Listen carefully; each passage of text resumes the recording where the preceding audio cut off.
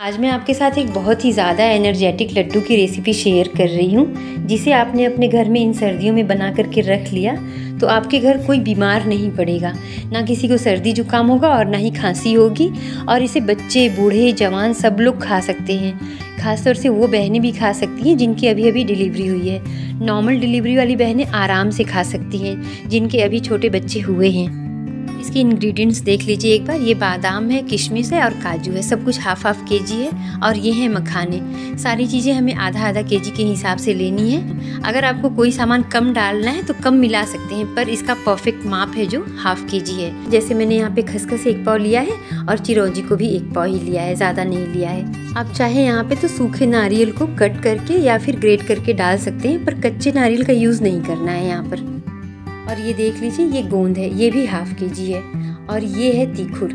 तीखुर भी हमें इसमें मिलाना होता है, इसका नाम तीखुर होता है। और ये मेरे पास पहले से था अखरोट, ये छिले हुए अखरोट हैं तो इसे ही हम मिला लेंगे।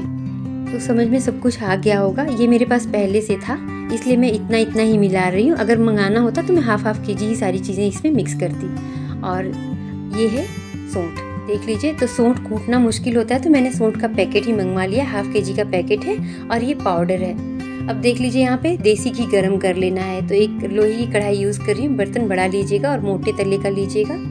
और सारी चीज़ें इसमें हम फ्राई कर करके निकालेंगे। एकदम अच्छी तरह से पकाना है, जलाना नहीं है, लेकिन अच्छे से पकाना है सब कुछ। ये देख लीजिए, इस तरह से इसको हमने पका लिया है। और इसे फटाफट से निकाल देना है, नहीं तो अगर तेल में छोड़ेंगे तो ये जलते रहेगा। और देख लीजिए, इसका घी अगर आप चाहें तो निकालें, वैसे अगर नहीं भी निकालेंगे तो ये घी काम आने वाला है। तो आप चाहें तो घी के साथ भी थोड़ा थोड़ा आ जाता है तो कोई दिक्कत नहीं है। और इसे अच्छे से थाली में फैला देंगे, नहीं तो इसका कुकिंग प्रोसेस है ना वो बढ़ता रहता है।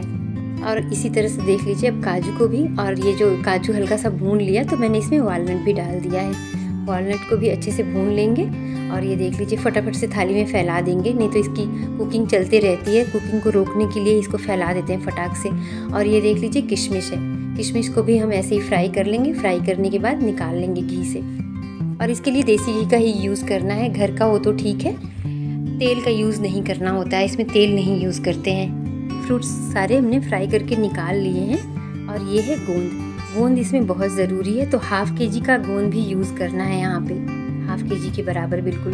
आप चाहें तो इसमें से भी थोड़ा बहुत कम कर सकते हैं, पर परफेक्ट माप में हाफ केजी बता रही हूँ आपको। इसको देख लीजिए, घी में ऐसे फ्राई करके निकाल लेते हैं। एकदम लावा की तरह ये ज़्यादा सा हो जाता है, मखाने की तरह फूल के। और ये देख लीजिए, ये है तीखुर। अब उसी घी में हम तीखुर को भी भून लेंगे। तीखुर को एकदम बढ़िया से भूनना है, हल्का सा ब्राउन कलर आने तक भूनना है। ये देख लीजिए, एकदम भूनते भूनते एकदम बढ़िया से इसको इस तरह से कलर आने तक ही भूनना है। और सारी चीज़ों को अच्छे से भूनना है, सब कुछ कच्चापन रहेगा तो इसका स्वाद नहीं आएगा। तो अब इसको भी हम निकाल लेंगे कढ़ाई से।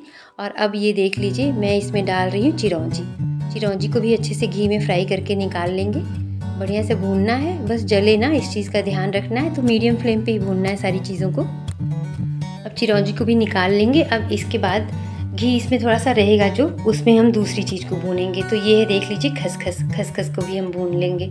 और खसखस को भी हल्का सा पिंक कलर होने तक भूनना है। तो खसखस का पैकेट है, डाल दिया मैंने। और मैंने आपको बताया ना, चिरौंजी और खसखस में बस 1 पाव यूज़ कर रही हूँ। और जो मेरे पास वॉलनट था उसको भी मैंने थोड़ा ही यूज़ किया, क्योंकि वो मेरे पास पहले से बचा था। आप इसमें अपने मन चाहे ड्राई फ्रूट्स डाल सकती हैं, जितना ज़्यादा हो सके डाल सकते हैं, कोई दिक्कत नहीं है।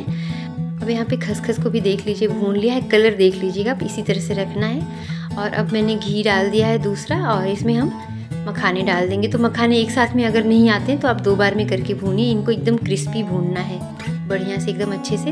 मखाने को भी भून करके निकाल लिया। अब ये देख लीजिए, सारे इंग्रेडिएंट्स निकाल लिए हैं मैंने भून करके। अब मैं इन सारी चीज़ों को ग्राइंड करके डालूँगी। तो अब एक ग्राइंडिंग जार ले लिया है मैंने। और ये देख लीजिए, ये गोंद है जो, इनको डाल दिया है। पहले एक एक करके सारी चीज़ों को पीस करके हम निकाल लेंगे। तो इसको देख लीजिए, ग्राइंड कर लिया है, एकदम से बारीक हो गया है ग्राइंड अच्छे से। अब मैं इसी थाली में वापस पलट रही हूँ, क्योंकि इसमें घी बहुत है। और 50 बर्तन अगर यूज़ करेंगे तो घी वेस्ट होगा इस थाली का। तो मैं ज़्यादा बर्तन यूज़ नहीं कर रही हूँ, इसी थाली को यूज़ कर रही हूँ। ये देख लीजिए, इसी में पलट दिया है मैंने। अब इसी तरह से थोड़ा थोड़ा करके मैं पूरा पीस लूँगी, जितनी इंग्रेडिएंट्स मैंने फ्राई करके भून करके रखी है। तो ये देख लीजिए, किशमिश को भी मैं पीस ही रही हूँ, क्योंकि काट करके नहीं डाल रही हूँ मैं। अच्छे अच्छे से इसको ग्राइंड करेंगे। थोड़ी गीली गीली सी होती है पर ये अच्छे से पिस जाती है। ये देख लीजिए इस तरह से पिस करके होगी ये। इसको भी पलट लिया है मैंने। इसी तरह से आप भी चाहें तो कर सकते हैं, कोई दिक्कत नहीं आएगी। स्वाद में तो कोई कमी नहीं होती है इसके। मैं तो हमेशा पीस करके ही डालती हूँ। अब बाकी की सारी चीज़ें काजू बादाम सब कुछ पीस लेंगे और खसखस वगैरह सारी चीज़ें मैंने डाल दी हैं। वैसे खसखस तो पीसता नहीं है पर मैंने ग्राइंडिंग जार में डाल के एक बार चला लिया है क्योंकि सारी चीज़ों को एक थाली में रखा था।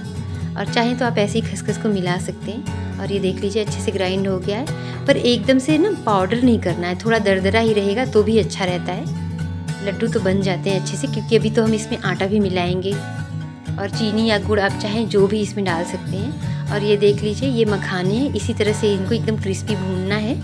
देख लीजिए हाथ से कैसे ये टूट गया दबाने से। अब इसको मैं एक ग्राइंडिंग जार में डाल करके पीस करके इसको भी निकाल लिया है मैंने।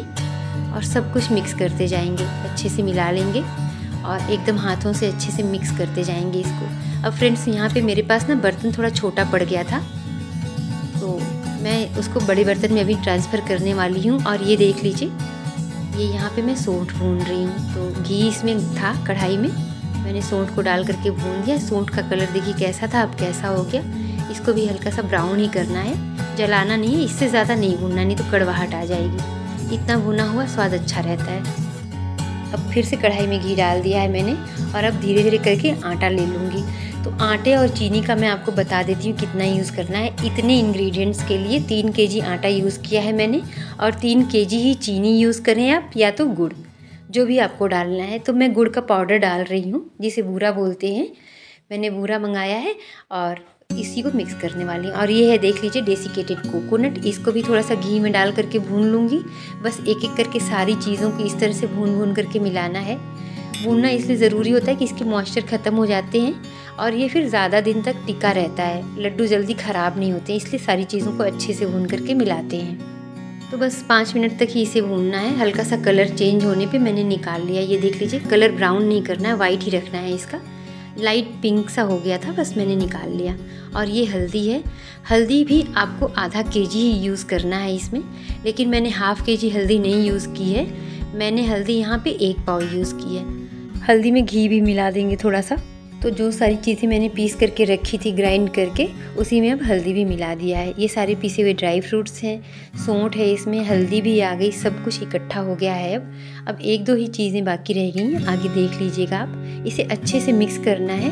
और फ्रेंड्स इसके लिए ना आप एक बड़ा सा परात यूज़ करना। मेरे पास बर्तन छोटा पड़ गया था तो आप यहाँ पे देख सकते हैं बर्तन छोटा पड़ गया है। तो एक परात और थी मेरे पास तो उसको निकाल लिया है, लेकिन इसमें भी पूरा नहीं आ रहा था तो मैंने 2 भाग में कर दिया है। मतलब पूरी चीज़ों को मैंने 2 भाग में कर दिया है। सामान सारा इकट्ठा करके अलग अलग कर लिया है 2 भाग में। अलग अलग बर्तन में कर देंगे तो लड्डू बनाने में थोड़ा सा आसान हो जाएगा। तो ये देख लीजिए जो डेसिकेटेड कोकोनट था मैंने आधा इसमें और आधा इसमें डाल दिया है। और ये है आटा जो मैंने अभी भुना था, इसे बस ऐसे ही घी में भून लेना है अच्छे से। और इसका कलर एकदम से ना हल्का ब्राउन रखना है ताकि इसमें सोंधी सोंधी सी खुशबू आ जाए। जलाना नहीं है लेकिन हल्का सा कलर इसका ब्राउन रखना है।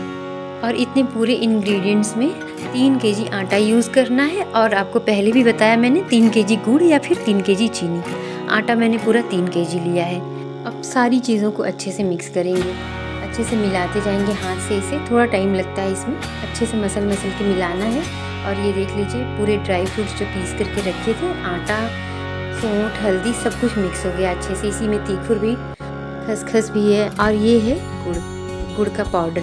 तो मैं 1.5 केजी यूज़ कर रही हूँ और 1.5 केजी अलग वाला जो निकाल के रखा है उसमें यूज़ करूँगी। टोटल 3 केजी यूज़ करना है 3 केजी आटे में।